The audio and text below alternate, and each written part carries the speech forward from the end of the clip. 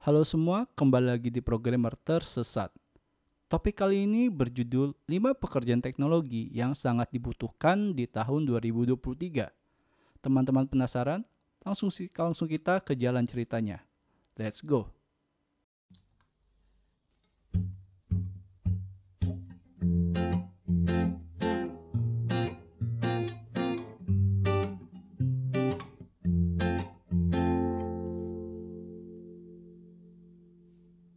Ketika dunia semakin berkembang, teknologi pun mengikutinya. Pasar kerja pun semakin dinamis untuk memenuhi kebutuhan sektor yang mengalami perubahan ke arah digital. Lalu, apa saja daftar pekerjaan yang sangat dibutuhkan demi menghadapi tahun 2023? Berikut ini rinciannya. Yang pertama, data scientist. Di urutan pertama ialah data scientist atau ilmuwan data. Di zaman serba digital, data diibaratkan seperti emas karena sangat berharga demi acuan untuk pengambilan keputusan hingga landasan guna meningkatkan pendapatan perusahaan. Ketika perusahaan mengandalkan data, kemungkinan besar produktivitas perusahaan tersebut akan tetap kompetitif dibandingkan kompetitornya. Dengan data, perusahaan dapat melihat peluang, memprediksi tren pasar, hingga merancang strategi untuk pertumbuhan bisnis ke depannya. Melalui Biro Tenaga Kerja dan Statistik (BLS) Amerika Serikat di tahun 2021, data scientist mendapatkan gaji tahunan sebesar 108.660 US dollar atau setara 1,69 miliar rupiah.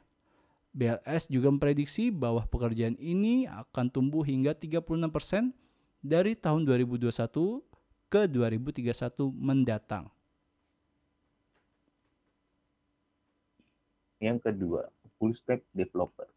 Pekerjaan full stack developer menaungi front-end maupun back-end pada sebuah situs web maupun aplikasi berbasis web. Pada tahun 2023 mendatang, semakin banyak perusahaan pemula yang cenderung memilih full stack developer untuk membangun komponen produk secara end-to-end dengan efisien. Menurut BLS Amerika Serikat, pekerjaan ini akan tumbuh hingga 23% antara tahun 2021 dan 2031. Lalu yang ketiga, cloud engineer. Komputasi awan, cloud computing dibutuhkan bisnis untuk menyimpan data berskala besar dan mempermudah akses dari jarak jauh secara fleksibel serta efisien. Lalu untuk mengoperasikan komputasi awan ini dibutuhkan seseorang cloud engineer atau insinyur awan sebagai pekerja profesional IT yang memiliki spesialis seputar desain, manajemen, hingga pemeliharaan teknologi cloud computing. Mereka dapat bekerja sebagai arsitek cloud yang berfungsi bertanggung jawab atas infrastruktur cloud, lalu dapat bekerja sebagai insinyur keamanan cloud yang berfungsi untuk menjaga keamanan platform berbasis cloud, lalu bisa bekerja sebagai pengembang perangkat lunak cloud yang berfungsi untuk membangun dan memelihara perangkat lunak dan database untuk sistem cloud, dan lain sebagainya. Menurut Zipia, pandemi COVID-19 membuat 61% bisnis memindahkan beban kerja mereka ke cloud pada tahun 2020. Kemudian pada tahun 2022, 94% perusahaan mulai memanfaatkan layanan cloud. Melihat tren tersebut, tidak heran jika pekerjaan insinyur awan ini akan sangat dibutuhkan di tahun 2023 mendatang.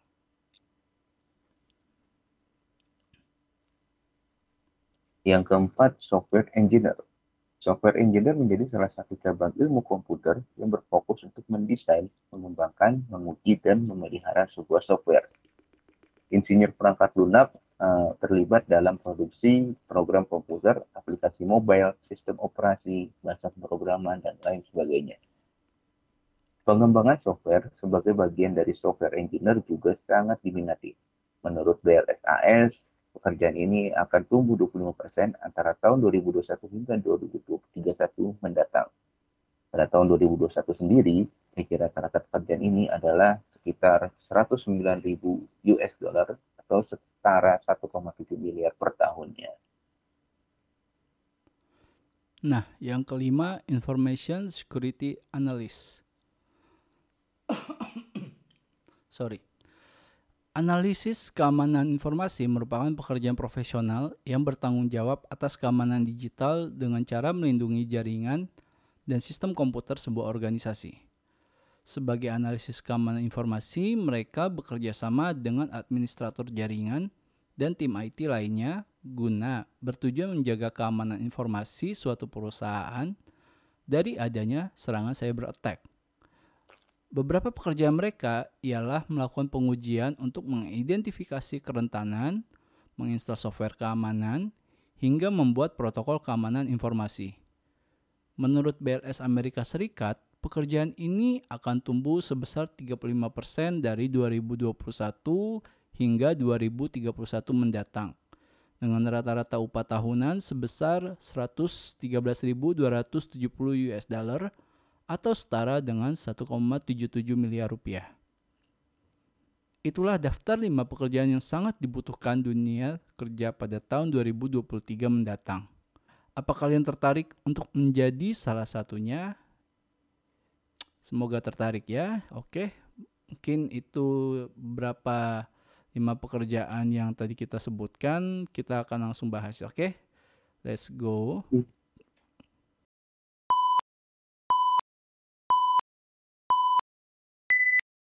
Nah, jadi kita udah ngebahas beberapa 5 pekerjaan yang akan dibutuhkan nih Jan di tahun 2023 nih Jan. Waduh, Nah, aduh. iya nih. Dan beberapa nggak goyang ya Jan ya. Gue kira akan berubah gitu loh. Atau ada yang punah gitu. Ini kayaknya masih berlaku dari 2022 gitu hingga sekarang gitu Jan. Nah, yang paling apa ya? Ya menurut lo gimana dulu Jan? Menurut lo? Kok jadi menurut saya nih Pak? Oke. Iya, kalau menurut saya memang masih apa namanya, masih eranya migrasi data ya. Jadi teknologi yang masih dibutuhkan ya ini aja gitu. Belum ini ya? Belum apa ya? Belum terlalu evolve jadi Iya, apa betul. gitu ya Jan ya? Emang data ini Mungkin problem dari dulu ya? iya, mungkin yang baru masuk ini adalah data scientist ini sih, yang memang baru masuk di tahun 2020 sampai 2022 ini. Cuma yang lainnya itu sebenarnya udah ada dari kayaknya 2017 2018 sudah ada semua sih. Nah, karena perkembangan ini data scientist atau orang-orang yang apa namanya yang punya data yang paham masalah data itu baru masuk di 2 tahun terakhir ini. Oke. Jadi salah satu contohnya pergeseran pekerjaan ya data scientist ini gitu. Oke. Nah, mungkin di 5 tahun ke depan kita juga baru bisa melihat nih perubahan yang signifikan untuk pekerjaan-pekerjaan di bidang teknologi. Betul. Setuju gue.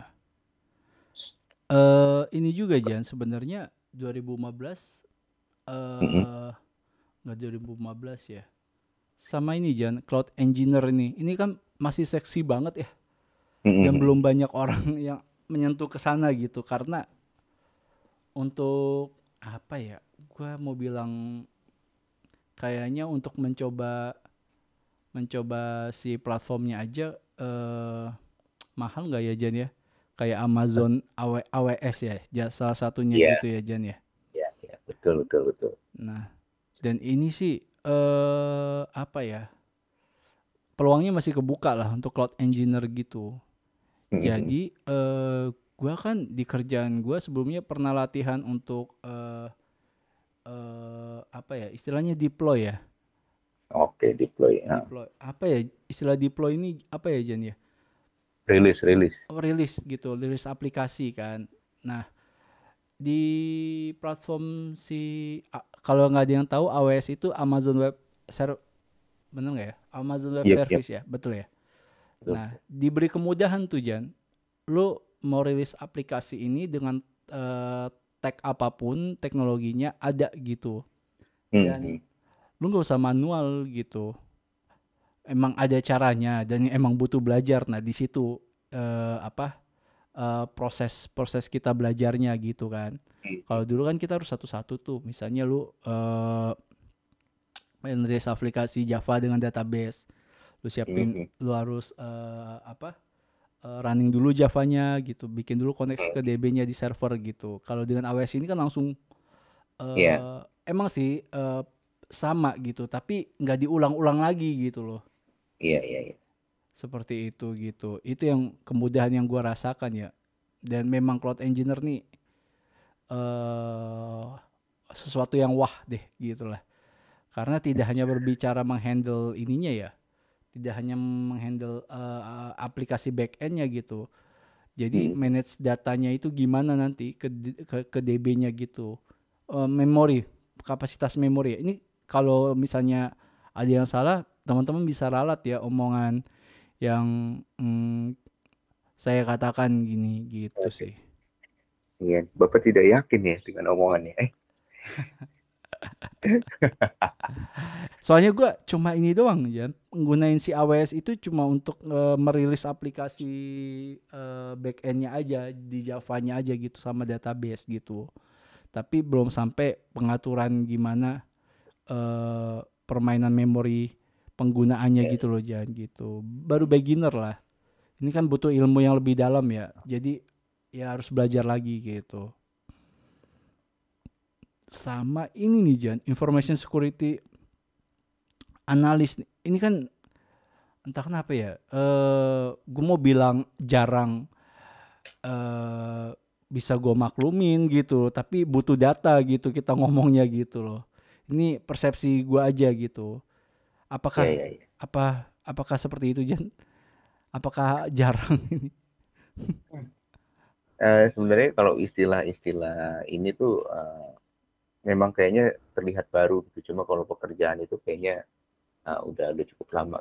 Mungkin teman-teman kenal dengan istilah DevOps ya, atau DevOps. uh, nah DevOps itu sekarang dipecah itu jadi dua hal yang berbeda tadi. Ada yang bagian cloud engineer, ada Oh, yang bagian security-nya ini juga. Mungkin nanti teman-teman juga bisa koreksi ya. kalau salah Kalau ya. memang uh, pekerjaan utamanya DevOps itu adalah selain menjadi atau membuat apa namanya skema dari sebuah sistem, dia juga bertanggung jawab untuk masalah keamanan data gitu. Dulu tuh kalau apa namanya, kalau sebelum istilah DevOps itu apa namanya terkenal, itu orang taunya tuh kerjaan jaringan komputer aja gitu, Iya, Java, marketing, ya kan. Jadi luas banget gitu kan. Akhirnya kan dipecah-pecah lagi kan.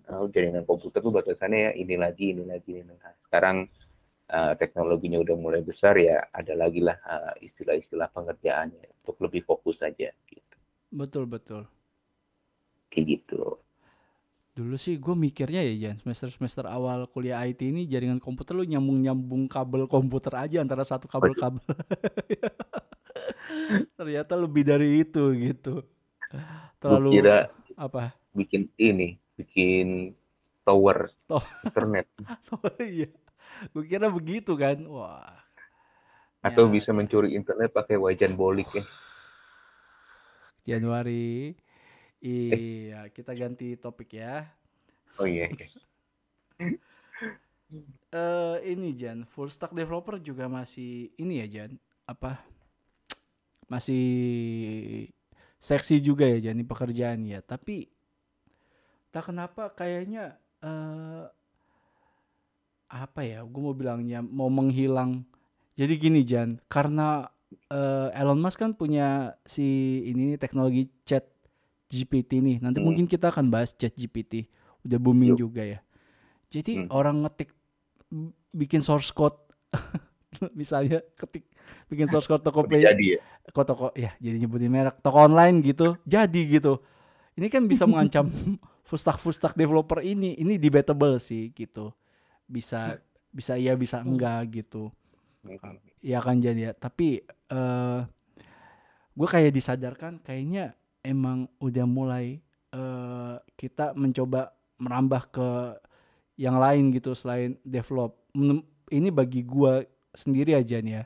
Misalnya ke Hmm. data kah atau ke cloud engineer kah gitu. Iya, iya, iya. Karena ya kita kan pernah diskusi aja nih ya. Ini diskusi gua malu aja gitu. Siapa tahu Hmm, teman-teman beda pendapat nggak apa-apa. Karena code itu kan ya berulang-ulang kan Jan. Ya betul. itu lagi logiknya gitu. Menurut kita kalau salah tolong dimaafkan ya. Jadi bisa jadi open open apa? OpenAI ChatGPT ini Mhm. eh bisa menganalisa lebih dalam kan dengan apa yang kita buat gitu loh. Ya, ya. Bisa Seperti banget sih. mm-mm, Bisa mm-mm. banget. Nah, itu tadi balik lagi kayak yang apa full stack ini kenapa sih masih banyak yang dibutuhin gitu kan. Mm. Kenapa sih masih banyak dibutuhin? Karena memang tadi kita masih kalau yang mungkin kalau di Amerika itu udah banyak gitu kan startup atau perusahaan-perusahaan yang migrasi ke teknologi Betul. gitu. Nah, kenapa mereka masih membutuhkan itu? Mungkin di sana perusahaannya banyak dan juga Oh ya mereka tuh betul. mencari orang yang uh, satu paket gitu, satu paket itu bisa front end, bisa back end gitu, dan itu bisa mengurangi cost gitu. Wah Dan iya sih. ada juga perusahaan yang memang sudah berjalan dengan sistemnya itu Ah, untuk mengurangi cost dan kebutuhan-kebutuhan lainnya ya akhirnya ya udahlah pakailah aja yang full stack gitu. mhm, iya iya. Sudut pandangnya adalah kemungkinan uh, karena masih berkembang gitu kalau di Indonesia juga mungkin karena masih berkembang Iya iya. gitu. Jadi masih banyak yang menggunakan jasa itu dan memang servisnya pun masih banyak juga yang ke apa yang ke arah full stack ini gitu belum ke yang front end sama back end gitu kalau untuk kecepatan dan lain-lainnya. Nah, itulah yang menurut gue uh, kenapa sih full stack ini masih digemari gitu. Karena tadi Mmm, pertama all in satu paket bisa semua. Yang kedua adalah kebutuhan terkait pengembangan gitu. Jadi orang iya. kan tahunya kayak dulu aja sih kita balik ke 10 tahun yang lalu aja orang cuma tahu programmer gitu kan. Iya iya. Programmer apaan nggak tahu deh gitu kan. Yang penting programmer gitu kan. Oke, sekarang ya full stack apaan tuh full stack ya? Gue taunya full stack gitu kan. Betul betul. Istilah programmer itu kan udah mulai hilang tuh 2015 kan Mhm diganti sama mhm. full stack sama back end sama front end. Mhm. Makanya ya itulah gambaran-gambarannya. Makanya ke depannya juga nanti istilah full stack itu juga akan hilang dengan sendirinya. Dengan sama dengan si istilah programmer itu sendiri aja ya. Iya, Iya, berulang, berulang. Iya, Jan, benar-benar. Di sini kan dibilang ya. Ini kan menurut Amerika Serikat ya. yuk. Ya, 23% masih akan bisa tumbuh dari 21 hingga 2031 gitu. Nah, Iya. siapa tahu di pertengahan itu ternyata gue tuh baca artikel Jan, kayaknya Microsoft mau bikin chat GPT saingannya ini Jan. Jadi siapa tahu ya sebelum ini apa maksimal ya Mhm. chat GPT ini nih yang bisa memberikan solusi gitu ya manfaatkanlah Mhm. peluang ini teman-teman karena ini jalur yang gue nggak bilang mudah sih enggak gitu yang bisa lah untuk dicapai gitu Mhm. kayak gitu sih. Iya. Itu Microsoft kenapa pengen bikin ChatGPT Hmm, kayaknya ingin ikut Mas itu hmm. karena ini adalah permainan politik. Kita Karena tidak. Elon Musk Partai Republik dan Microsoft pemiliknya Bill Gates dari Partai Demokrat. Kalau kalian penasaran Partai Republik dan Partai Demokrat, kalian itu di Google kita tidak bahas ini ya. Oh iya, Tolong nih, kita bukan konten politik-politik gitu. Takutnya salah ngomong, diputer-puter, dicelupin. waduh, Bapak kayak itu Apa? ya, Gorio-Rio ya. Waduh, aduh, untung diplesetin. Iya, iya, iya, iya. Ya gitu sih, Jan. Full stack masih oke. Software engineer masih oke juga ya. Software engineer juga masih oke ya. Nah, Mm, mm, software mm. engineer juga harusnya udah diganti dengan back end developer. Kenapa tuh Jan harus begitu? Karena software engineer itu apa ya, lebih kayak flow awal dari sebuah sistem. Ah, Nah, front end ini kan lebih kayak visualnya gitu. Visualnya betul. Kalau software engineer ini lebih kayak logiknya gitu. Nah, Oke. logik ini kan lebih dekat sama back end, teman-teman back end gitu. Yap, yap, Makanya yap. software engineer ini istilahnya juga harus sudah diganti jadi back end aja gitu loh. Kalau software engineer ya full stack aja. Iya. Karena semuanya lagi. Dan gue juga mau mempertegas, Jan, backend itu tidak hanya berbicara dengan CRUD aja gitu. Banyak hal juga Yo, yang di apa? Yang di yang manage dikerjakan. gitu. Ya, Betul. terutama mempertegas flow softwarenya ini akan seperti apa alurnya gitu. Kalau kalian Betul, buka betul. Gojek, gimana kalian mendesain dari awal pick up Gojek sampai Gojek drivernya menerima pick up kalian, Oke.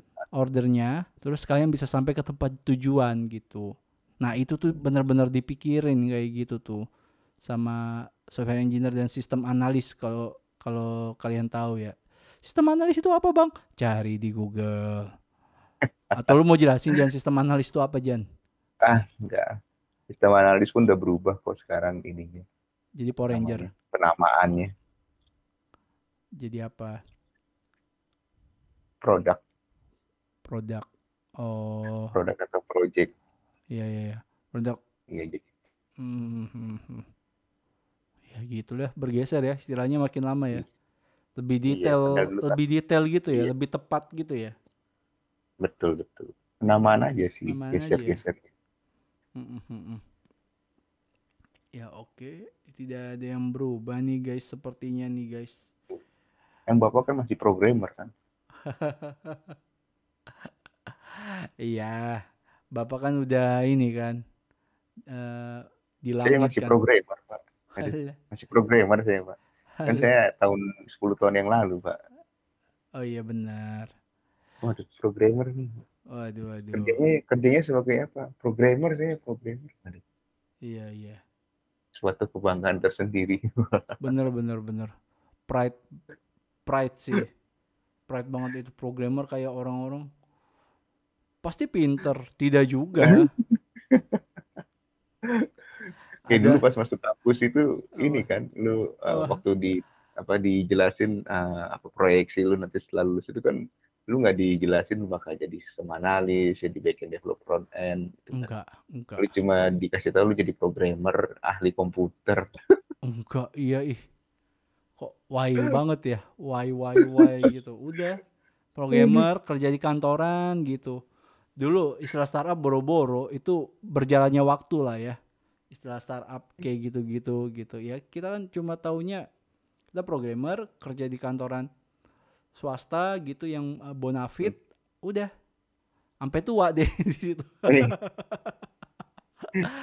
Tapi kan tiba-tiba terjadi di disruption ya Jan ya. Muncullah Ya, startup, muncullah Gojek. Jadi itulah yang membuat pride programmer itu jadi kayak makin ini ya. Bukan Jumawa.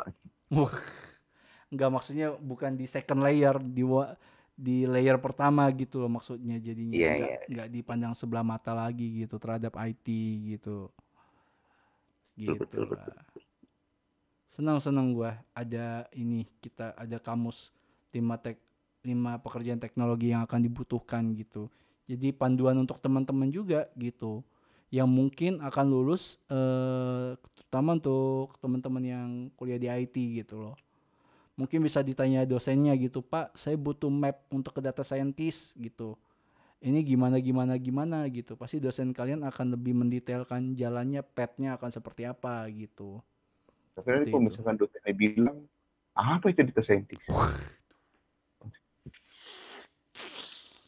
Ya udah, nonton di YouTube.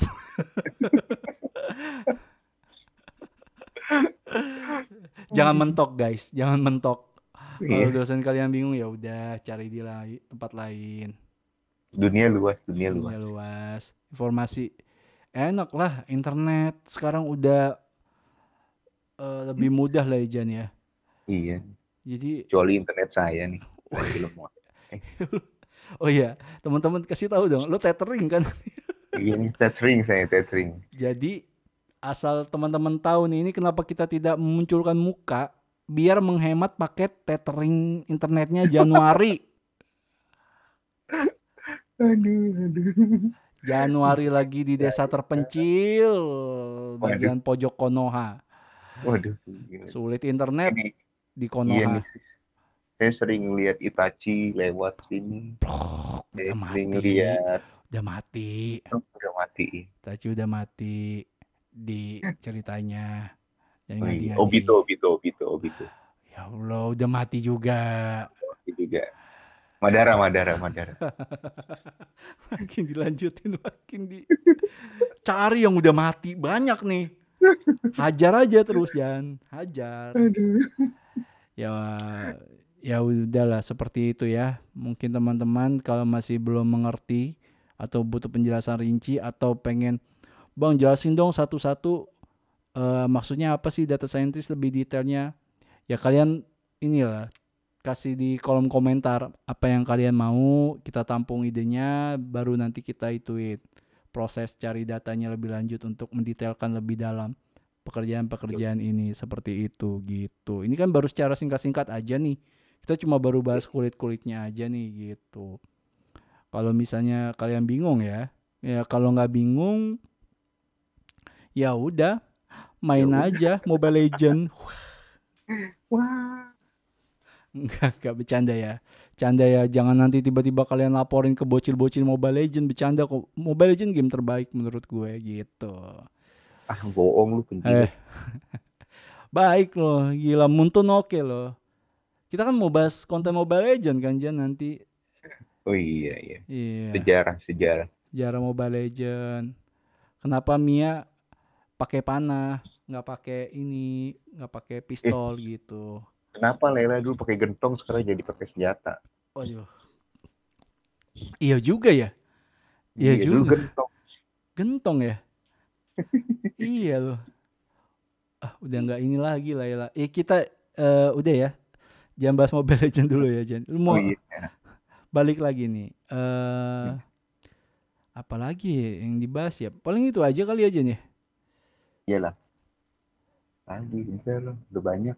Udah banyak kita nih bahas-bahas hal-hal lucu di sini nih. Ya oke lah, paling kita closing aja ya, Jen ya. Ya udah. Ya oke. Thank you Istirahat teman-teman. Apa? Istirahat kawan-kawan. Istirahat ya. Kita closing dulu. Oke teman-teman, thank you nih udah mau dengerin celotehan-celotehan kita nih. Semoga bermanfaat ya. Dan jangan pernah lupa untuk subscribe ya. Karena di data YouTube analis kita nih lebih banyak pendengar baru daripada pendengar lamanya nih. Pendengar lama tolong dengerin kita, hei. Kita butuh retensi. Anda kemana aja. Untuk pendengar baru juga welcome ya. Kalau tiba-tiba tersesat nyasar ke channel ini gitu. Seperti itu. Terus jangan lupa like. Biar kita makin kaya. jangan jangan lupa share video ini, konten ini. Biar kalian benar-benar sangat tertarik dengan konten ini gitu. Kalau kalian juga mau support konten ini melalui donasi, bisa nanti lewat link Saweria kita sertakan di pojok kiri atau pojok kanan. Itu pun kalau saya ingat menyertakan QR code-nya. Wow, Bapak jarang-jarang sering lupa ya. Iya Pak, lupaan Pak. Saya ngejar ini Pak, ngejar tenggat waktu untuk rilis kontennya nih Pak. Mantap lah. Jangan lupa teman-teman jaga kesehatan. Jangan lupa diperbaiki waktu istirahatnya biar kalian nggak gampang sakit ya. Gitu. Wah, Bapak lagi curhat. Hah? Bapak lagi curhat. Iya Pak, ini kan bentar lagi Imlek ya. Hujan terus Pak, gitu. Makanya gue bilang kalau pala kalian kena hujan langsung dibersihin gitu ya. Ini baru kali ini loh kita bahas kesehatan ini Jan ya. Kepedulian terhadap penonton. Penonton. Cuma di kita ngebahas kepedulian penonton. Maka dari itu di subscribe. Waduh. Ya udahlah Jan ya. Sampai ketemu ya teman-teman. Thank you udah mau dengerin. Sampai ketemu di konten selanjutnya. Bye bye.